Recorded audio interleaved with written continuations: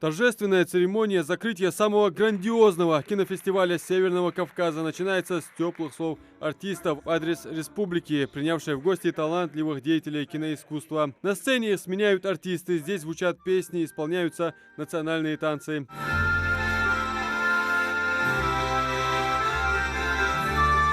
Международный кинофестиваль «Золотая башня» ежегодно собирает кинематографистов, режиссеров из различных точек планеты. В этом году отобрано 50 фильмов из Беларуси, Германии, Китая, Великобритании и Испании. Впервые в фестивале участвовали режиссеры из Бразилии и Индии. Свои кинокартины представили талантливые кинорежиссеры из Северного Кавказа, Санкт-Петербурга, Москвы и из других регионов. Помимо того, что я член жюри, и все заявки, все, что приходило в республику, и международная, конечно, программа у нас формировалась в Москве, там работала отборочная программа. И меня очень сильно порадовал тот факт, что очень много было северокавказских фильмов в этом году. Более 50 заявок. Конечно, это все мы отсылаем, так как у нас отборочная комиссия в Москве. И на конкурс уже пришли 27 фильмов кавказских, 30 фильмов международных.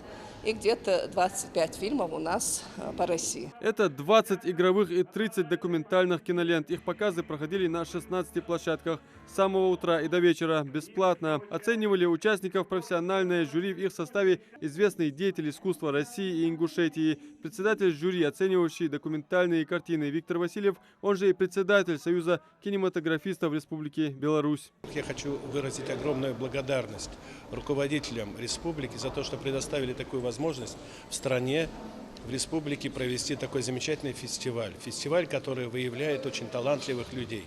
Людей, которые прославляют человека, страну и вообще природу жизни, в которой мы находимся. Это очень много фильмов, 30 фильмов документального кино. Для такого короткого времени было очень тяжело их смотреть в плане того, что сжатое время. Но тем не менее мы посмотрели все фильмы, даже 2 раза возвращались, думали, какой все-таки должен стать победителем. И единодушно пришли к мнению, что тот фильм, который вы сегодня увидите на экране, он стал призером нашего фестиваля. Первый кинофестиваль «Золотая башня» состоялся в 2014 году, и с тех пор кинопремия стала популярным культурным событием, вышедшим за пределы региона ежегодно. Это место встречи кинематографистов, актеров, зрителей. За время существования кинофестиваля здесь были представлены кинокартины режиссеров из 25 стран мира, жанры от авторского кино до картин для широкой аудитории. Для Ингушетии проведение такого фестиваля – это еще и создание положительного образа региона с большим потенциалом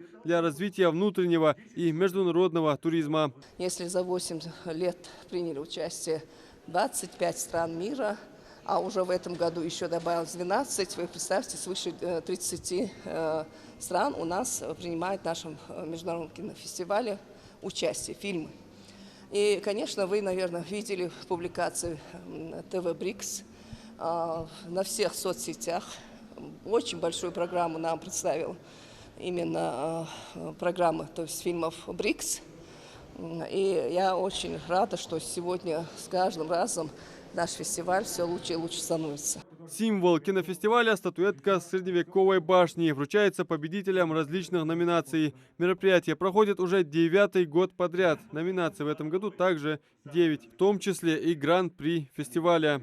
Правда, красивый приз. Вы знаете, как Оскар берешь, да, «Золотую башню». Вообще, башня у вас это же просто, сколько? 1000 лет.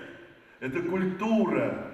Это... Я приехал, я сегодня просто какая-то радость и радость. А это подлинный экземпляр газеты «Правда», вышедший в свет 20 сентября 1942 года, в котором рассказывается, что на полях сражения Сталинграда и в предгорьях Кавказа, а именно в Малгобеке, идут ожесточенные бои с фашистами. Экземпляр сегодня преподнесли в подарок главе региона Махмуду Али Калиматову.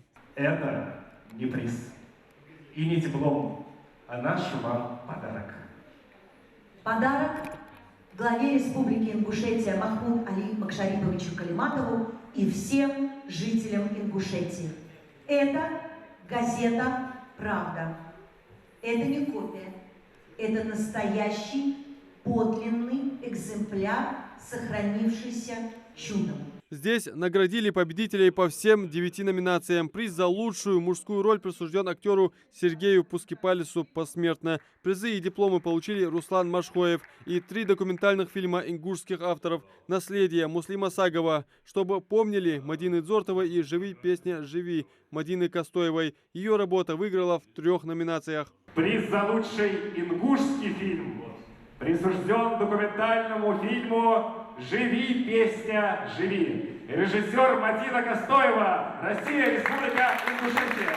За стремление к сохранению семейных ценностей, обычаев и традиций приз присужден Исламу Сатырову из Карачаева-Черкесии. Также награды достались кинодеятелям из Кабардино-Балкарии и Дагестана и многим другим. Приз вручили и директору национальной телерадиокомпании «Магаз» Шамсудину Бокову. За награду спасибо, что оценили. Рад, что сегодня кинофестиваль собрал столь значительную делегацию с многих стран, регионов нашей большой великой страны. То, что данный фестиваль проходит, вернее, собирает всех вас 9 раз подряд, говорит о том, что это уже сложилась прекрасная традиция. Я надеюсь, что она будет только усиливаться и собирать все больше и больше гостей и друзей нашей большой великой страны. Спасибо. Интрига раскрыта. «Золотая башня» за лучший художественный фильм досталась картине Любови Борисовой «Не хороните меня без Ивана». Статуэтку за лучший документальный фильм выиграла картина «Миллионы за малыша». Адам Мережков, Сулейман Костоев. Новости 24.